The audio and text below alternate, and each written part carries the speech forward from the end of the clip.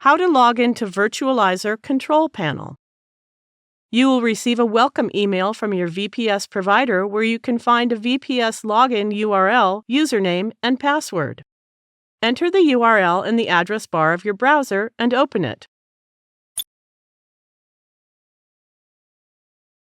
To log into Virtualizor control panel, enter the given username, which is your email address, and then the password.